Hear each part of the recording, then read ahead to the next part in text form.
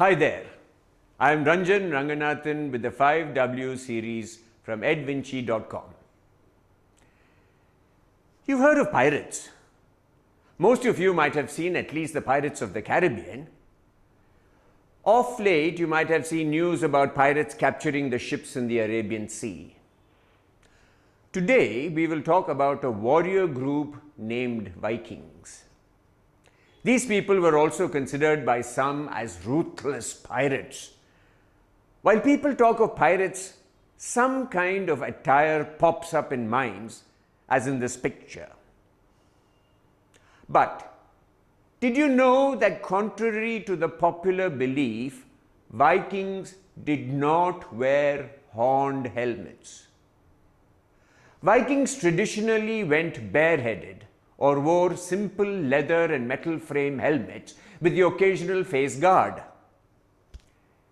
The idea behind horned helmets came about from the Viking revival during Queen Victoria's reign.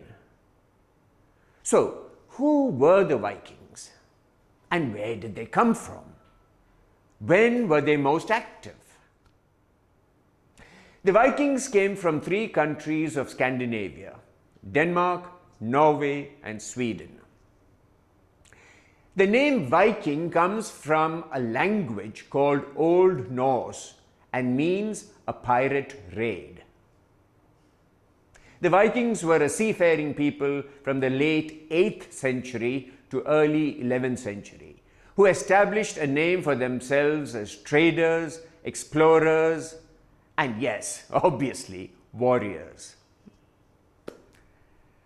Vikings discovered the Americas long before Columbus. That is almost half a millennium before Columbus was born.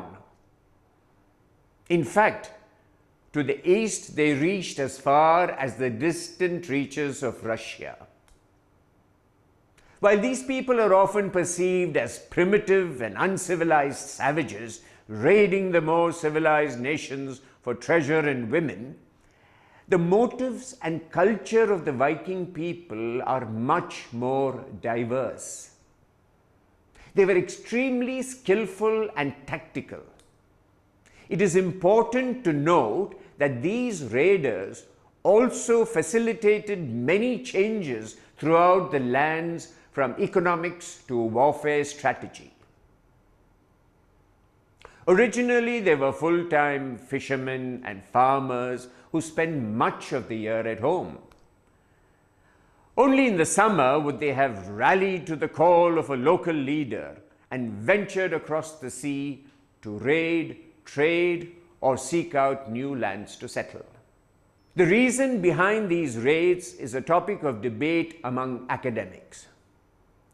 Some say cold and harsh winter in these countries made people to leave homes to seek out the means to survive elsewhere. Yet, despite how unforgiving their homeland may have been, most Vikings still returned to their homeland at the end of each season with treasure, slaves, and goods to survive yet another winter. Still others left Scandinavia and traveled to other countries such as Britain and Ireland. Some went to fight and steal treasure. Or was it a sense of adventure or a wanderlust that motivated them? Some, in fact, actually settled in new lands as farmers, craftsmen, or traders. The Viking warrior was a very simple war machine, often dressed in leather, hide, and armor. Each person equipped with very simple tools: a knife, a sword, and a battle axe. The Viking factions generally head out across the sea with no single ruler to unite them. In 793, a Viking raid on the Monks of Lindisfarne, northeast coast of England, marked the start of the Viking migration from Scandinavia. The location was a well-known place of learning, famous throughout the continent for the knowledgeable monks and its extensive library. During this raid, monks were killed, thrown into the sea, or taken as slaves along with many treasures of the church, and the library itself razed.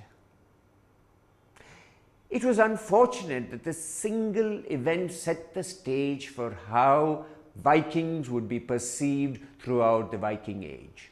Savage warriors with no respect for religion or appreciation for learning. As warriors, as settlers, as explorers and traders, Vikings were extraordinary agents of political and social change. Travel on high seas was not an easy affair, so you can imagine how perilous their raids could have been. Definitely, Vikings are of brave heart, for which they are remembered. A very good and comprehensive Viking living is exhibited in the archaeological sites of Jorvik in York, northeast England. We will come up with more such videos on other warrior groups in our future episodes.